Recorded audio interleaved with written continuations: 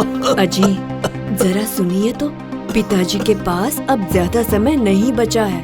आप उनसे इसी समय जमीन जायदाद की बात कर लीजिए। हाँ भाग्यवान, तुम ठीक बोल रही हो। चलो चलकर बात करते हैं।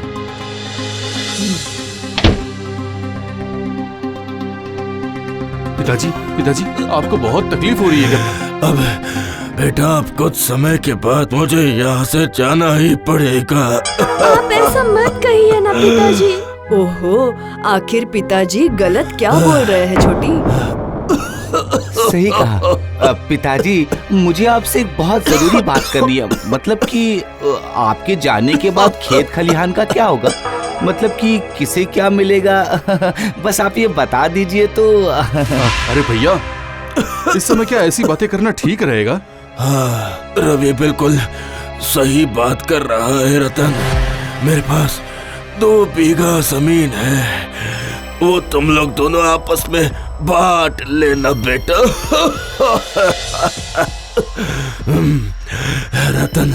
रतन, रवि तुम्हारा बड़ा भाई है, इसलिए अपने बड़े भाई की बात मानना। जी ठीक है बाबा।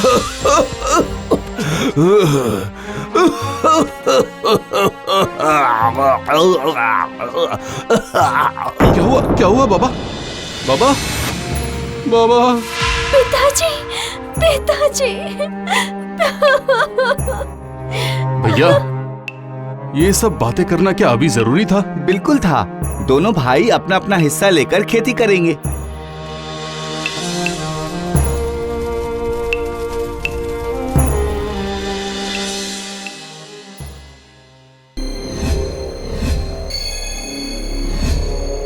ये ले, ये वाला हिस्सा तेरा है।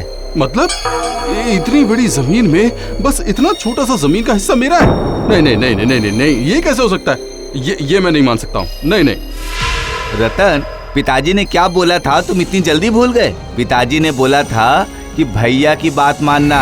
हाँ, लेकिन ये कोई लेकिन वे की नहीं। मैं जो कर रहा हूँ तुम्हारे अच्छे के लिए ही कर रहा हूँ। पहले अच्छी तरह खेती करना तो सीख जाओ, उसके बाद ज्यादा जमीन ले लेना।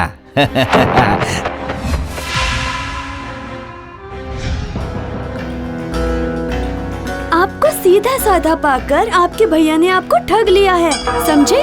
तो मैं क्या करूं भाग्यवान? पिताजी ही बोल कर गए थे कि भैया की बात मानना। अगर मैं भैया से झगड़ा करूंगा तो पिताजी की बात का मान नहीं रह जाएगा। आपके जैसा सीधा साधा इंसान इस धरती पर और कोई भी नहीं होगा जी। आप बहुत अच्छे इंसान हो।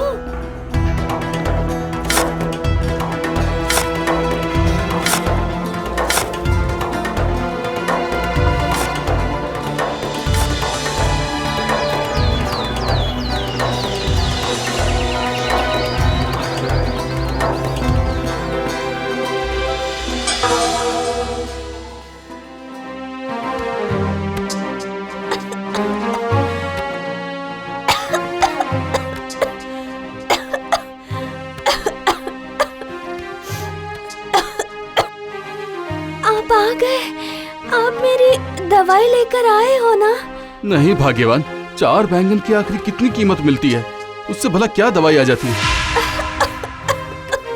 अरे नहीं। अच्छे डॉक्टर को दिखाने में बहुत सारे पैसे लगेंगे। आपको अभी इतने पैसे कहाँ से मिलेंगे? मैं एक काम करता हूँ, भैया से ही कुछ पैसे मांग लेता हूँ। आज भैया की सब्जी बेचकर बहुत अच्छी कमाई हुई है। पैसे?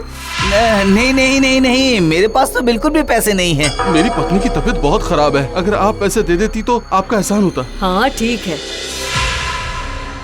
मैं पैसे दे सकती हूँ, लेकिन हर महीने 100 रुपए पर तुम्हें 20 रुपए ब्याज चुकाना पड़ेगा। 20 रुपए? हाँ, अगर जमता है तो लो, वरना यहाँ पर खड़े होकर उल्टी सीधी बातें मत करो। नहीं, ठीक है, मैं लौटा दूंगा।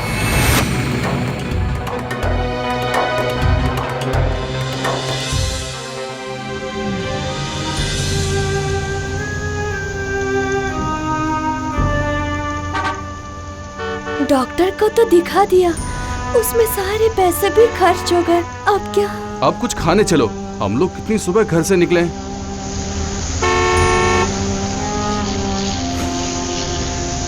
क्या बताऊं भाई, अच्छा घास मिलना बहुत मुश्किल है। मेरे पास सारे विदेशी घोड़े हैं। अगर उन्हें अच्छा घास नहीं मिलेगा तो उनके शरीर में ताकत कहाँ से आएगी? बिल्कुल सही कहा।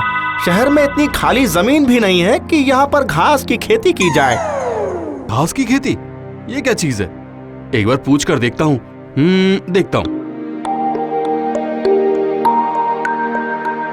अरे भैया, आप लोग घास की खेती के बारे में कुछ बात कर रहे थे।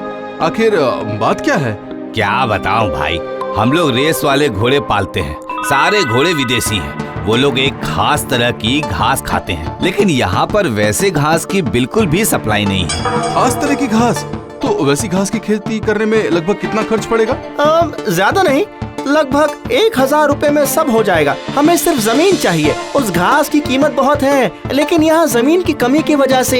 मैं ये काम करूंगा, मैं करूंगा। हाँ, मैं करूंगा। मेरा घर गांव में है और वहाँ मेरी थोड़ी सी जमीन भी है। अगर उस घास की खेती करके आपको दूं, तो क्या आप लोग उस घास को खरीदेंगे? खरीदेंगे मतलब?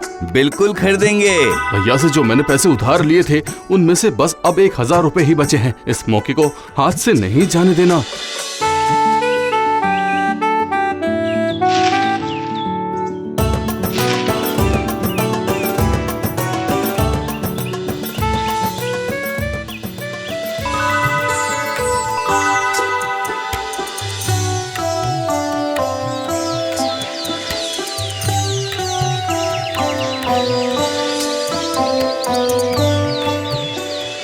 अरे वाह, एक दिन में ही ये इतने बड़े हो गए हैं। वाह वाह वाह वाह वाह। अब मैंने काट कर शहर लेकर जाता हूँ। हाँ हाँ।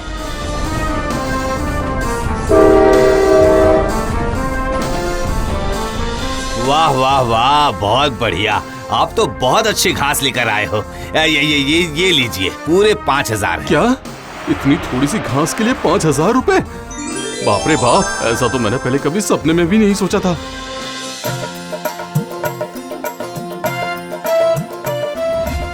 देखो भाग्यवान, देखो देखो देखो, एक गड्डी घास की कीमत पूरे 5000 रुपए है। हाँ? ये क्या बोल रहे हैं आप? सच में? हाँ सच मतलब? अरे बिल्कुल सच है ये। तब तो फिर आप आपसे बहुत ज्यादा मात्रा में घास की ही खेती किया कीजिए। ऐसा ही करूँगा भाग्यवान, ऐसा ही करूँगा। मैं बहुत ज्यादा मात्रा में बीज खरीद कर लेकर आया हूँ। ये लीजिए भैया, ब्याज सहित मैं आपके सारे पैसे आपको लौटा रहा हूँ। अरे ये क्या, सिर्फ 1 महीने में ही? आखिर कैसे? घास की खेती करके। घास? हाँ, घास। इसके बाद रतन थोड़ी और जमीन खरीदता है। उसमें वो विदेशी घोड़ों के लिए खास तरह की घास की खेती करने लगता है। उसी तरह उसके पास बहुत सारे पैसे आ जाते हैं।